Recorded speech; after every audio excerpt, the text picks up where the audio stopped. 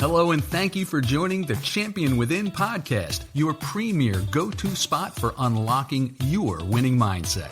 Whether you're an athlete looking to elevate your game to the next level, a coach leading the charge, an enthusiastic parent cheering from the sidelines, or an educator molding young minds, the Champion Within podcast episodes are packed with value, sharing the tools and strategies to unlock your potential and rise to new heights. Hosted by mentor, coach, and mindset leader Kate McCauley. Let's sit back and enjoy today's episode while discovering your champion within. And now, here's Kate.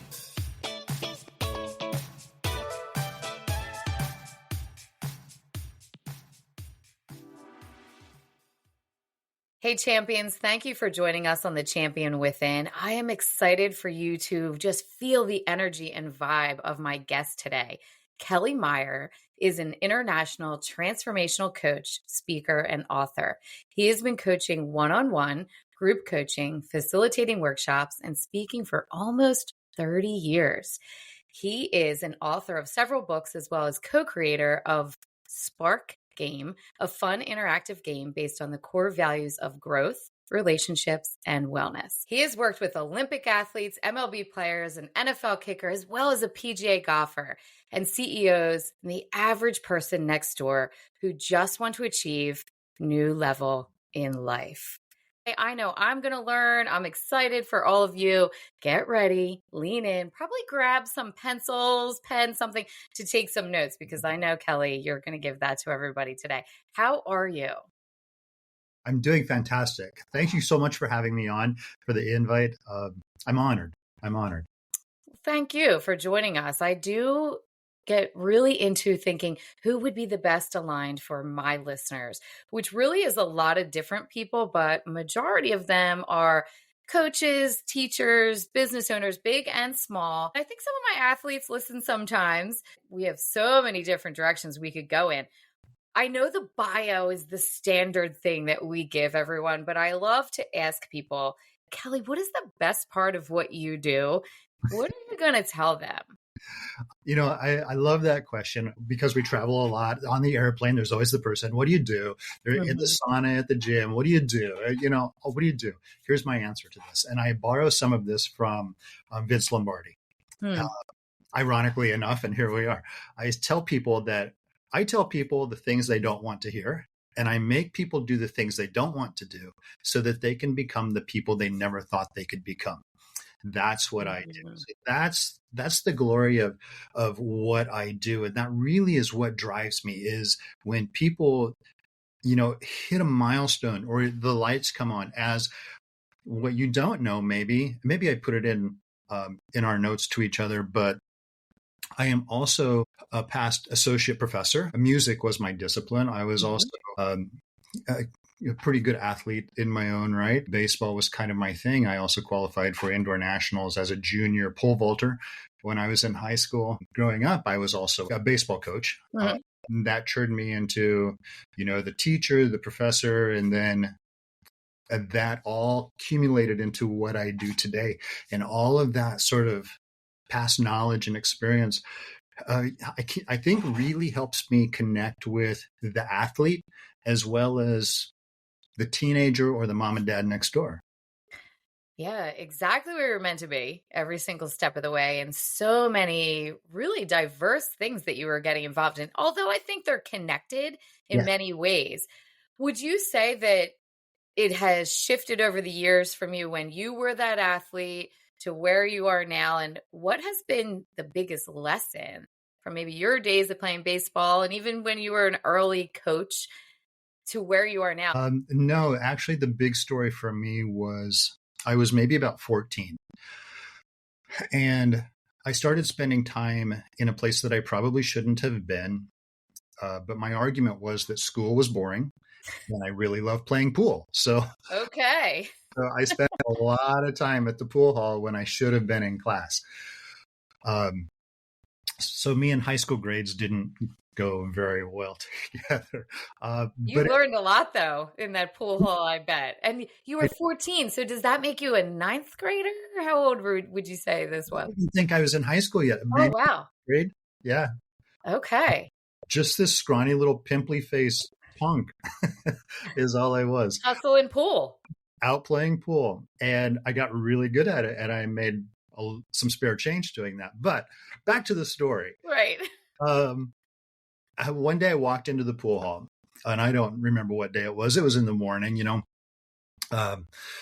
and I walked in and I noticed an old man that I'd never seen before getting off of his bar stool at the end of the bar, and he started walking towards the front door. And as we met, he stopped in front of me and he said, "Who are you?" And I said, "Well, I'm Kelly." And he looked at me for what seemed like forever. And then he said this to me. He said, "No, you're not. And the sooner you figure that out, the better off you'll be." And he walked out the door. Now, like I said, I'm just this scrawny little punk. And my thought was, what a weirdo. Right. What just happened? Yeah, the crazy old drunk guy hassling some little kid on a bar. There's so much to pull apart from that. But... And I went back and started shooting pool. I didn't think much of it. And I started to tell the story of the old man almost immediately. You guys wouldn't believe what just happened. Sure. Crazy guy. But shortly after that time, I started going through that awkward teenage phase. It's the discovery phase, where we try to figure out who we are, what we represent, and where we fit into this life. And when I felt lost and needing to find myself, it was the old man and his words that came back to me. Yeah, because what powerful words they were. Yeah, the sooner you figure it out, the better off you'll be. And then it started to make a little sense. And then I noticed that every few years, I was going through these changes. Like I needed to, you hit 18, that's a pivotal age, 21, 25, all pivotal ages. I'm going to be 56. And I'm still going through the process of reassessing and reevaluating who I am and what I represent and where I fit into this life. And it's always the old man and his words that came back to me. I have no idea who this guy was. I'd never seen him again. He just sort of showed up in my life, gave me this tool that I would ultimately use. And I didn't even realize it was a tool until I was maybe in my 30s. And I'm like, oh yeah. It all Thanks, drunk guy at the bar, for telling me that. Wow. So, you said so many things there that just made me start thinking about a lot of different pieces and journey of my life. When he said to you, "Who are you?" And I heard you say, "I'm still figuring it out." I love that you said that. And it's 100% okay for my listeners. You don't have to know exactly who you are. And I think that those age markers, 18, 21, random times, 36, 56, we are different versions of ourselves. And we're always trying to figure that out. Do you personally do anything intentionally to help you figure out, who am I? Who do I want to be right now? For me now in this stage of my life, and because I've been coaching like this for a long time, and my wife is doing the same thing. We both own Project Find Your Fire. That's kind of our baby. And when we started doing that way back in the day, we made a conscious decision that we would treat it as a profession. And now it's sort of flooded over. Like there's a lot going on, but for us, it was, I come from academia. I did my undergrad, my master's, my doctorate from Boston University, and she comes from the corporate world and she has her master's in organizational behavior. We are also both board certified life coaches. We are also certified in different areas. I am certified in NLP. I am an EMDR practitioner. So we always dedicate our own sort of professional development, treating what we do as a profession, even though we don't always, quote unquote, have to. We feel like we do have to, because we owe it to our clients to show up as the best version of ourselves. And we also say that, personal growth, becoming a better person, or hitting that results goal, whatever you're looking for, isn't about you. I mean, it is. When I do personal growth and hit a results goal, it is about me. Let's be real. Sure. At the same time, It's about everybody else around us. Our Right. teammates need us to be a better person. Our teammates need us to be more dedicated to our craft. My wife needs me to be a better husband. My kids need me to be a better dad, just a little bit. Now they're all grown and gone, but at the same time, I get the call. Hey, Dad, a tree fell down in my yard. Will you help me? Yeah, Right. absolutely. I got to show up for that. And I can't show up for that every time if I let myself slide. That's wonderful. I think that you nailed it for everyone. If they're thinking, what do I do? They don't necessarily have that guy at the pool hall saying, who are you? But really, we ask ourselves that question often. Who am I? What is my identity here? And as we change, and I know my athletes experience it, the ones I work with, that loss of identity. Who am I now? But that personal growth, investment in yourself. Maybe it began initially for you and your wife because of your company and the work that you do. 100%, when you do this, it's an inside out job and it has those ripple effects into all of those people that you just talked about. I'll speak honestly for myself.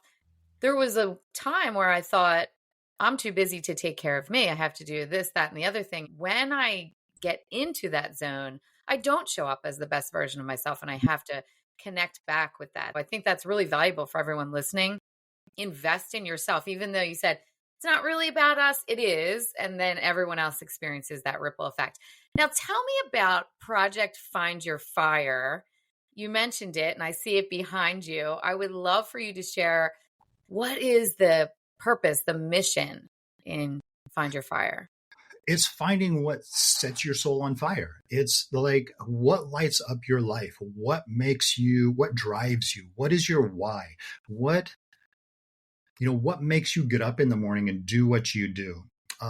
There's a funny story with that. Before I do this, I do want to get back to identity because I have something. Yeah, go for it. Let's do this first. We get up like at 5 o'clock in the morning and go work out. Mm-hmm. That's what we do. That's where it fits into our day best. That's how it works. One time my wife was traveling and I was home by myself and I got up to shut off the alarm. And maybe this is one of the videos you actually watched, but because I did do a video on this and I sat at the end of my bed, it's like 5 o'clock. I did not, by now it was like 5:15 because I just did not want to do this today. Tired. My muscles hurt from the day before. I just did not want to get up and go work out. And I actually shut off my alarm and I laid back down. And as I laid there, I asked myself the same thing that my wife always asks me, because we as coaches and what we do, people think, oh, you got life all figured out. You got it all. No, Right. not at all. I struggle with the exact same things you do. I just choose not to live there. So I laid down. I did not want to do this. And I heard her voice, because when I struggle with something, when I need a lift, she says, what would you tell your clients right now? Right. Be your own coach. Yeah. And so I laid there on my pillow and I heard her voice and I asked myself, I asked it out loud, I'm sure, what would you tell your clients right now? And my answer was, I'd tell my clients to get their ass out of bed and go do what they need to do, because that creates the best version of themselves. And so I sat on the edge of my bed with my phone, dressed, and I told that story. Get my ass out of bed and go do what I need to do, because that creates the better version of me. And did you go? I did go. Thank goodness. And I posted the video right away before I even left the house. And for me, I have to drive into another town to get to the gym. Okay. So it takes me a little while to get there. And actually, by the time I got to the gym, somebody else came in and she said, I wouldn't be here right now if it weren't for your video. Oh, I love that so much. There's that ripple effect right there. Yeah. Yeah. And so that's the thing, it's when it gets hard, that's when it's the most important. As an athlete in the weight room, it's not rep 1 through 7 that makes the difference. It's 8, 9, 10 is where the growth happens. If you're a runner, you're running the mile. It's not the first 3/4 of a mile that are going to make you a better runner. It's that last quarter mile that's going to push you, right? And It's the extra reps. It's not the in practice reps. It's the after practice reps and core work and all of that stuff. That's where the change happens. And that's exactly where you need to have that voice that is coming from someone who is a trusted guide, your wife saying, what would you tell your clients, and hearing yourself. It's time to discover the champion within. I'm Kate McCauley, founder of The Champion Within, and I'm here to help you transform your mindset, reach your potential, and thrive in school, sports, and life. With 20 years of experience as an educator and a mindset specialist, I know what it takes to empower teams and individuals to step up, stay focused, and perform at their best. Book a free call with me today. Let's learn how the Champion Within programs can be customized to meet your needs. Go to the show notes, click on that link, and book your call. Do you tell your clients when this happens? Because we all have those limiting beliefs creep into our brain. Our brain's trying to keep us safe, not to get too much into the neuroscience of all of that. But is that a tool that you would suggest to a client? There's going to be days when you're like, I just really want to go back to bed. I don't want to go to the gym. Is that a tool you say, talk to yourself and say, Kate, what would Kelly tell you to do right now? Is that something you tell your clients? Yeah. Sometimes it depends on the client. Sometimes I tell them, if you were your coach, what would you tell yourself right now? Would you let yourself give up right now when it's getting hard? That's why people stop when they're doing personal development. They get to that, they're climbing the mountain, they're reading the books, they're doing the conferences, the workshops, the stuff, but then it gets hard because I have to dig into a side of myself that I really don't want to have to deal with. So I'll just turn around because going downhill is so much easier. Right. No, that top of the mountain, that's rep 8, 9, 10. You have to do those so that you can cross the mountain. And so having them understand that, and it also giving them a sense of confidence and certainty in who they are, that I can do 8, 9, and 10. It's going to be hard and it's going to suck and they're not going to be pretty, but I'm going to do 8, 9, and 10. I'm so glad you said that, because some people think, oh, look at Kelly, look at Kate, look at this. You mentioned Olympic athletes, NFL, and MLB players.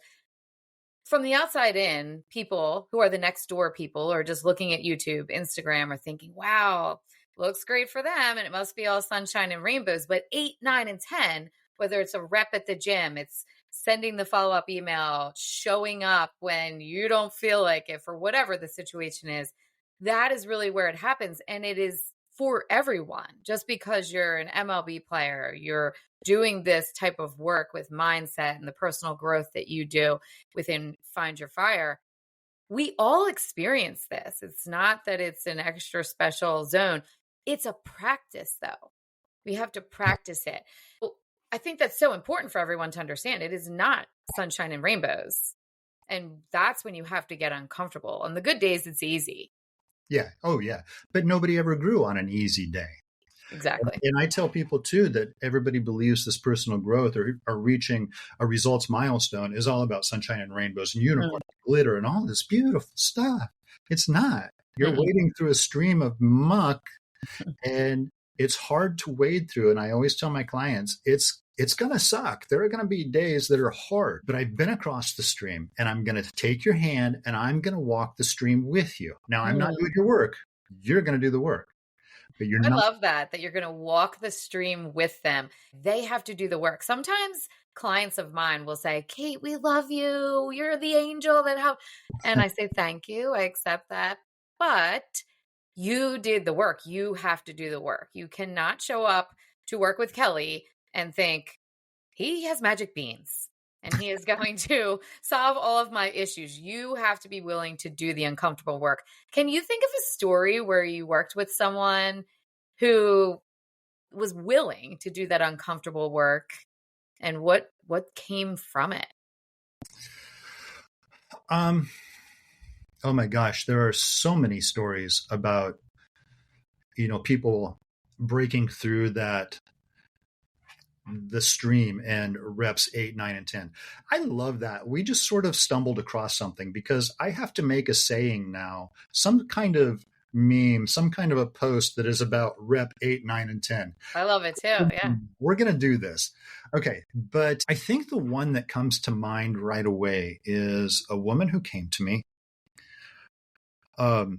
And she wanted to, get going on her business. She needed sort of some groundwork, some advice, some coaching on getting going on her business, which was going to be a coaching business.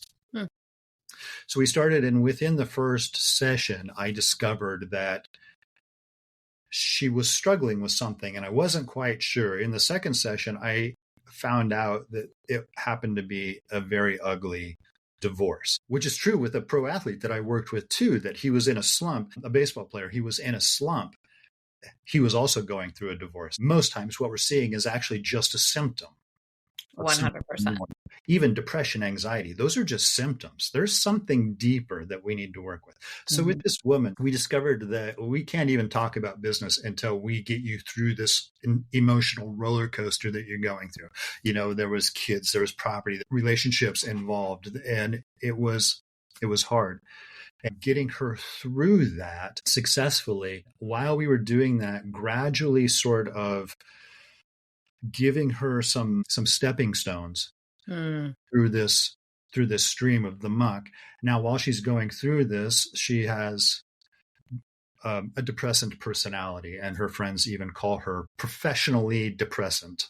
Oh, okay. Which tells me right away she knows exactly when she's going to go depressed. She knows exactly how long it's going to last, what it's going to look like, what it's going to feel like coming out of it. It's a habit. It's part of her pattern. Right. It's who she is. So even though she has been medicated on all of this stuff, it's all about breaking the pattern. And once we can start to do that and get her through the divorce, then we can start, the stepping stones, sort of giving her some ideas and some footholds. Now she is doing her residency for a clinical therapist license. She has done undergrad work in psychology, something, human behavior, something. Okay. Her divorce is finalized. She's happy. She is fulfilled with her relationships, her current relationships in her life with her kids. And so getting her through that and watching that sort of unfold through all of the muck that we had to keep, pushing off of ourselves so we could move forward. A lot of changes are like that. See, and it reminded me, I'm sorry to interrupt you. It reminds me of, I do a visualization sometimes about how we carry heavy things. And when you were saying putting those stepping stones down, I describe, and it's very general, so they can each visualize it themselves, that she has that backpack on when she's walking through the stream. You're holding her hand. You might be dragging her sometimes. Yeah. And she's carrying that big backpack. And if she could just take those rocks, stones out of the backpack and use them as stepping stones, it is not fun. It is uncomfortable. And when you're that guide on the side, getting her through the stream, and it's mucky, it's messy, does she say to you or your clients in general, I don't want to. Nope, that's not it. That is not it. Because I'll admit myself, when I left my teaching career, I held a badge of honor. I'm so tough to be able to handle this. But my heart was broken in many ways because of the administrative issues, we'll call them, that I experienced. And until I acknowledged that and was willing to take those rocks out of the backpack, so to speak, I couldn't really level up. So do you get people who are saying, no, but right away when a coach was guiding me, I said, I don't think so. I don't need to forgive this person. I don't need to move through this. Look at how tough I was handling this situation. Yeah. So do you find that? And when someone does say something like that to you, what do you say to that? I had another client who was struggling with depression, and 15 minutes before our meeting, and I always do Zoom calls, 15 minutes before he would call and say, I can't do it today. The depression is just too hard. I'm still in bed. I've got my hoodie on. I'm just sobbing. No, I can't do it today. We have to reschedule. I'll call him on the phone and I'll say, get your ass out of bed. I'm calling you because Right. we're going to do this right now. I don't want you when you're feeling good. I want you right now when you're in Yeah. that state so I can teach you how to get out of it. That's when it's really important. And, I want to pause you there and we're going to keep going. Everyone is listening needs to understand that. My clients do the same thing, whether it's one-to-one, if we're in a group workshop, if I'm with athletes, and it doesn't matter if it's a high school athlete or a professional athlete. I'm talking the whole umbrella. They often will say, it's not a good day. I'm having a rough day. Can we reschedule this? And like your client said, not today. You signed up, you committed to this workshop, you started the coaching program because of that. You cannot just show up on the good days if you want to see the growth. As a matter of fact, myself and my clients, and Kelly, you tell me if you experience this as well, that's when we see the most growth. oh, If we're absolutely. willing to dig in on those days. Yeah, for sure. Because that's when we're in the middle of the stream. Those are the reps 8, 9, and 10. I'm going to keep Exactly. coming back to that because I love that now. When I'm at the gym, by the way, I'm going to be thinking about this like 8, 9, and 10, let's go. Sometimes my own teenagers will tell me, take it down a notch, but I know that I'm going to be repeating 8, 9, and 10 in my head. So you need to definitely make a video on that. I will. But when it comes to, we see the same thing with athletes, with young athletes. When I was, working with high school kids, coaching high school kids in baseball, we had a drill where for my infielders, we'd put a board on our hand. You put a what on your hand? I'm sorry, I didn't hear you. A board. A board. Okay. 10 inches by 12 inches, and it had a rubber backing on it. And you slide that onto your hand. And so instead of a glove on your hand, you have a board covering your hand. Okay. And so the purpose for this is when you're fielding a ground ball, it forces you into perfect position and head angle and freehand position in order to field a ground ball properly. I love this. I used to tell little kids when I was a phys ed teacher to be an alligator, bring that on, but I can visualize this with the board. So did you gave each athlete, or you just handed this board around and everyone was picking up grounders that way, or just so you were doing it without a ball? I just had like 2 or 3 boards, and then it was a regular drill that we would do every day. And a lot of them got to that point. They're like, Coach, seriously, we did this yesterday. Why? Why do we have to do this 5 times in a row? And then when I was playing minor league ball, I watched the infielders doing the same drill for like 2 hours straight. Right. And with high school kids, you have them hit off of a tee so that they can work on swing mechanics. And then you go watch a major league practice. And what are they doing? They're hitting off a tee. But the high school kid know that we're too good for that. Oh, I love that you said that. For all of my coaches, athletes, parents, have to stop thinking that and reinforce that. Replay what Kelly just said for your kid. If they don't listen to this podcast in its entirety, just go back to that. You think I'm too good, I know how to do all these mechanics. Look at what professional athletes are doing. I tell people this all the time with mindset work, with the athlete type drills. They're doing these things. You're at a disadvantage if you're not. You're not too good. No, you're never too good. You're never too good. In fact, I was in the mentality when I was that age of being too good for this, because as a high school catcher, catching was my position. I could throw at anybody. I could catch anybody. I could hit off of any pitcher. It was like child's play for me at the high school level. And I show up at spring training and I was humbled. They were like, guess what? You're at the big boys now. Yeah. Oh, yeah. That was a very... So what did you do in that situation with your mindset? If maybe they're going from high school to the college level where everybody's the star. You're at the high school and you're a big man on campus, so to speak. You're that awesome catcher. Now you're playing college, or if you get to that MLB spring training level, what mindset shift did you learn to do in that situation that someone could steal from you? Actually, it was the old man again who came back to me. The sooner you figure it out, the better off you'll be. And I have always been in the mindset of one more step. If I can, whenever I'm stuck, if I can take one more step, then I can go one more. Yes. And then I can go one more. And like the reps, they might be ugly, they might be hard, I might be crawling, but if I can go one more, then I can keep going. If I can do 8, I can do 9, 10. There you go. Yep. That's Love exactly that. And I so really love that. And there was a lot of support, from the other guys too. It was a good experience. It sort of made me realize too that when I work with athletes, now we're going to come back to identity. Because sometimes it's results oriented. I'm in a hitting slump.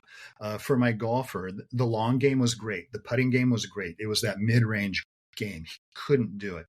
But it was all about certainty and confidence. I watched him walk to the ball in the mid-range game, and he was walking with his head slumped down, and he knew he was going to shank the ball somewhere. I know nothing about golf, but I know human behavior. And so if I could change his certainty in that game, you see, the biggest adversary of an athlete is the last pitch, the last hit, the last kick, the last lap, the last whatever it was, because that's what stays in our mind. You have to have a short-term memory. And the same is true for everybody else. It's the last relationship. It's the last business deal. It's the last, those always hang in our mind, and it always creates a little hiccup, a speed bump. Now, if we keep focusing on that speed bump is going to get bigger and bigger and bigger and bigger. I always tell the story. I live out in the country, and I am a master at teaching my kids how to ride a bike. It happened so fast and so slick. I developed the trick to this.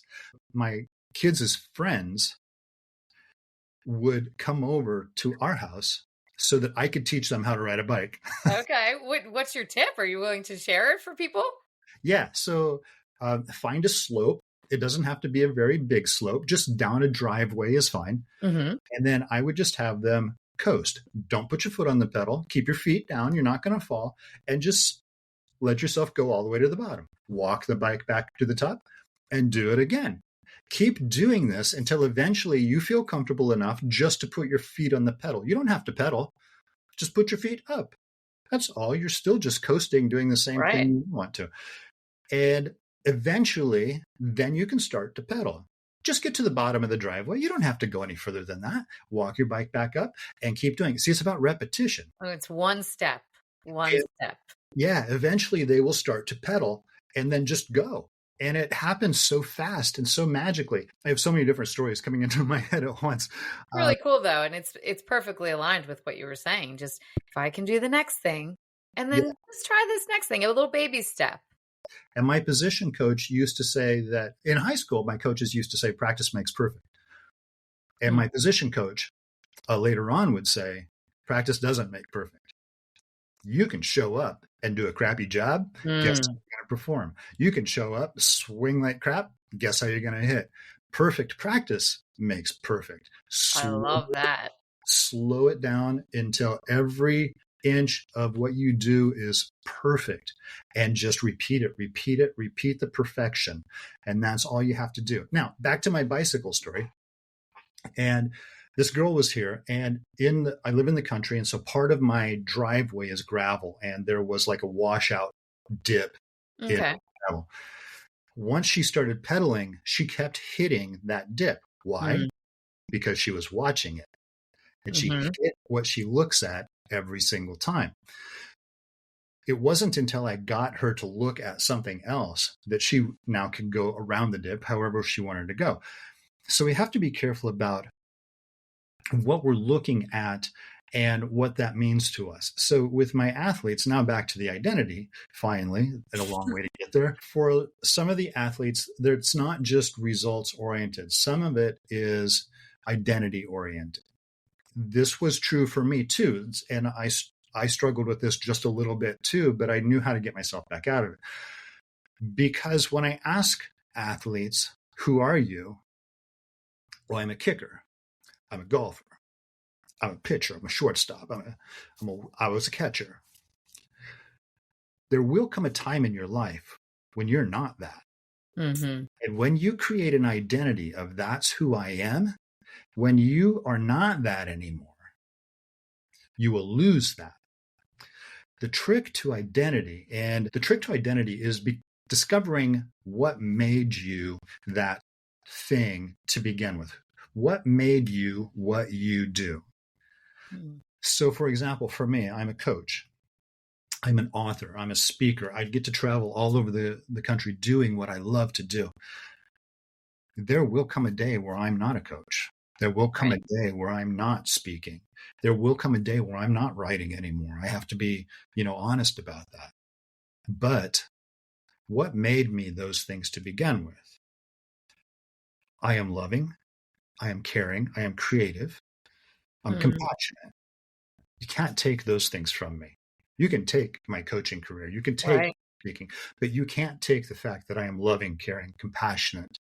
Right. The same is true for an athlete. Yes, I'm a shortstop. I was a catcher. What made you that? That I was resilient and I was determined and I was strong.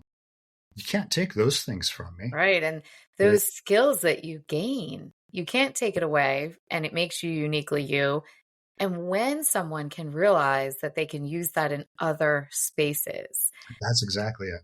that is really the magic sweet zone that you want to get into. It's a hard place to get to. You have to get through the river. It's mucky, but wow, it's really a powerful place to be when you can say, I played catcher in high school, in college, I was a point guard for me and those things. And that means I'm a leader, or, it's so what you gained and why you became that. So powerful. I love that.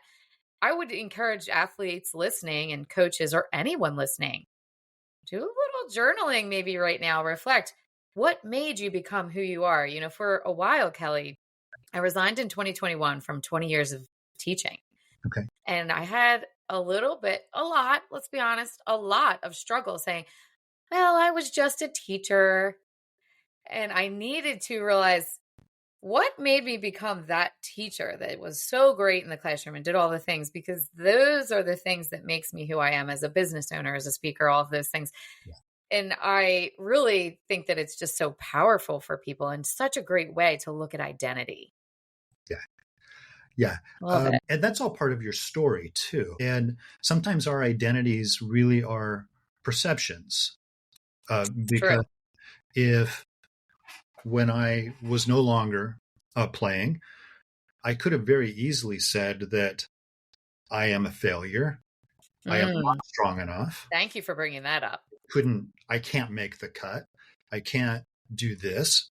I'm no good at this. I could have very easily said that. But then it comes to the question of what is failure and what is success. And I always teach my clients a new definition of success. I ask them, what is your definition of success? And they tell me, well, getting to this position or reaching this milestone, winning this award, whatever it might be, that's successful. Owning this house, this business, this car, this boat, that would make me successful. And I say, well, success really is any time you are moving towards your goal. And I use the analogy of a young kid in his backyard throwing a football. And when he throws it, he throws this wobbly thing that looks like Peyton Manning threw it. Too funny. Where are you located before you keep telling me? It was just so I know. I'm in Wisconsin. Okay. I knew you weren't Philly area. I'm like, as long as he's not throwing any of my Philly players under the bus. So you have this boy in the backyard and he can't throw the spiral. He looks like Peyton Manning. I'm dying. That's so great. And that's kind of the running joke. We all know that Peyton Manning can't. Of course. If he wants to come on the podcast, he's invited. But I love this. Go ahead. But eventually he throws the perfect spiral in his backyard and his brain hears the crowd cheer, right? He just threw the touchdown that just won the Super Bowl and now he's the MVP and all this stuff going through his little boy brain. Right. Does that make him any less successful than any of the greats who have played the game, Peyton Manning or Aaron Rodgers or any of those guys? No, it doesn't. Their level of success is identical. Now, their bank accounts are certainly different and their celebrity status is certainly different. Right. But this little boy can celebrate just as much success as any of these other guys who can throw a great ball. And so when our perception is that we have failed, it's really because of one, limiting beliefs. And number two, failure is an interesting topic because there are three things you must do in order to fail. Number one is you must allow failure to be an option, and you must give yourself permission to fail. If we give ourselves permission to fail, if we give ourselves permission to quit at rep 7, you're going to quit at rep 7, right? Right. So if you eliminate even the option of stopping, you're going to get 8, 9, and 10. And you're going to be successful. It's going to be ugly, but you'll be successful. Sure. Secondly, you must make a conscious decision not to learn. Learning is an innate human experience. Babies in the womb are learning, and nobody taught them how to do that. It just happens. That's what humans do.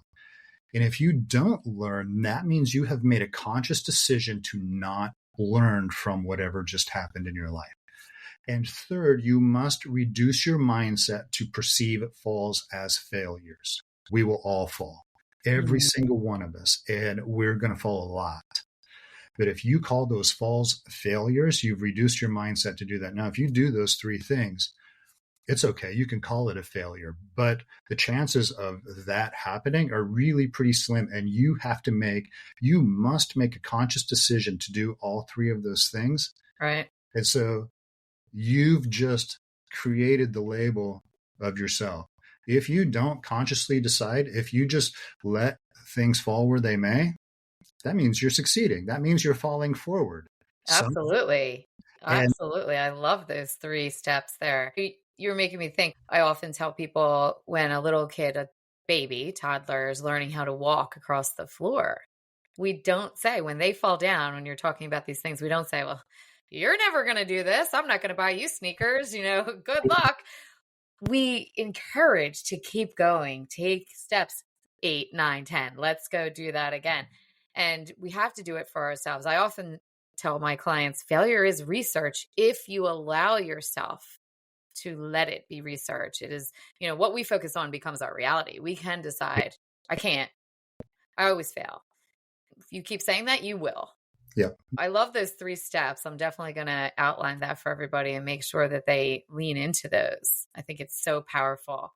Kelly, I think we could talk about so many different things here. You have such a valuable experience, and the depth of the different types of people that you've worked with is really pretty awesome.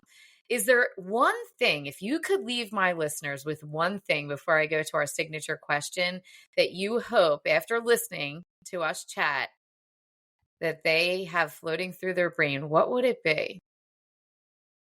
One thing that I could leave them with that we've talked about is just don't stop. Just take the next step. When Pete Rose, I had met him. I do a lot of work in Las Vegas, and he used to do autograph sessions. And I used to walk past the shop where he would do the autograph sessions pretty often. And I'd stop in and, being a baseball guy and a catcher myself, I'd say, hey, if you have a great day. And he'd, hey, good. Eventually he would ask my name, and I'd keep stopping by. Hey, have a great day. And one day he stopped and he said, hey, I was just going to go grab some lunch. You want to come grab a sandwich with me? I'm like, yeah, duh. Yeah, I'm there. And so he used to say, one of his words of wisdom when you're in a slump is, and this is true for anything, any sport, not just at hitting, but any sport that you're in, any aspect of your life, when you're in a slump, choke up, let loose on the bat, change your grip a little bit, widen your stance, do something different to get a different result. DSD, I call that, do something different. Yep. You must in order to get a different result. Just do the next step. Just keep going. Try something different. 8, 9, and 10. Finish the reps. I love this so much. There's so much gold within this episode, Kelly. Thank you for all of it. Honestly, anyone who's listening right now, I want Kelly to drop where you can connect with him. And of course, I will put this in the show notes as well so they can just click on it. Where is the best place for people to connect, either on social media, if they want to book you for a speaking engagement, maybe they want you to be their coach? Where should they find you? You can always get a hold of me through our website at projectfindyourfire.com. From there, you'll have links to coaching, email, products that we have. Otherwise, you can find me on Facebook. I'm pretty easy to find. From our website, you have links to our other social media accounts, YouTube, TikTok. I'm just kind of getting started on TikTok and LinkedIn. Okay. My own coach has sort of been poking me a little bit to About LinkedIn. Yeah. Yeah, LinkedIn is a space where you could find a lot of speaking engagements. I was thinking about that for you, actually. I've myself gained some from there, so you should listen to your coach. I know, right? Yeah, and it's, there's so many different things. It's like, do this, do that. It's like, okay, in my spare time, let me go love everybody on every platform. And, they all want something different. I found on LinkedIn, when I just show up as me, that's how it's the best everywhere. I've let go of some of that, but yeah, definitely get on LinkedIn, and I will connect all of my listeners to the links to your website first. Is probably the best place, it sounds like, for people to get a hold of you, book some things, and then they can travel out to some of the other areas. I think that's perfect. Well, I'm going to ask you the signature question for season 5, and I'm really curious about what you're going to say on this one. If your life were a movie called The Champion Within, and the screen goes to black or left on a cliffhanger, what is the audience yelling for you to do next? They're going to those social media platforms we just mentioned and writing it out, hashtagging it. What are they going to be yelling? Oh my goodness, I don't know. If I'm in a movie and the screen goes to black, what is everybody going to be yelling? I hope they're yelling, "Don't stop, keep going." Whatever. 8, 9, 10. 8, 9, 10. Finish your set. Right. Yeah. Keep going. I love that. Do you see yourself going in the same direction you're in now, or do you see any exciting things in that movie, that sequel, or the, finish out the movie? No, everything is adventure for me, and who knows what the sequel will bring. We're open to it. So yeah, and I think you have to be open to opportunity and change, because you never really know what's going to show up at your door and what that might lead to. Yeah, if not this, something better, right? Yeah. Well, I'm excited for that journey. I'm going to be following along and rooting for you the entire way. It sounds like you're doing so many amazing things now, so you got to be open to what comes next, of course. But even if we just keep watching what's happening now, you will be motivated, all of my listeners. So I'm sure everyone will be doing the same, following along with you. Thank you so much, Kelly, for such a great conversation. I know when I go back and listen, I'm going to be stopping rewinding. So I appreciate you, the work you do, and for joining me today. Great. Well, it was my pleasure. It really was. I really enjoyed this conversation. And like you mentioned, we could talk for another couple hours. We could. There's no doubt you'll be on another episode. I probably will be reaching out sooner than you realize. So you're ready. I appreciate that. Thank you, Kate, for having me. Like I said, I am humbled by that. And I'm honored to be here. Well, thank you very much. And for all my champions, I want you to take this advice, 8, 9, 10, get after it, and have an amazing week.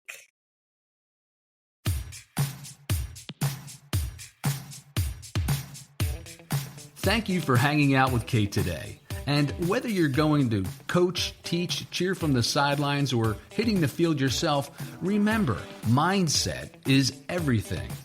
Don't forget to follow the show for the latest episodes, as we all need a little extra motivation, humor, and sanity in our busy lives. Now, go and unleash your champion within you, one step at a time.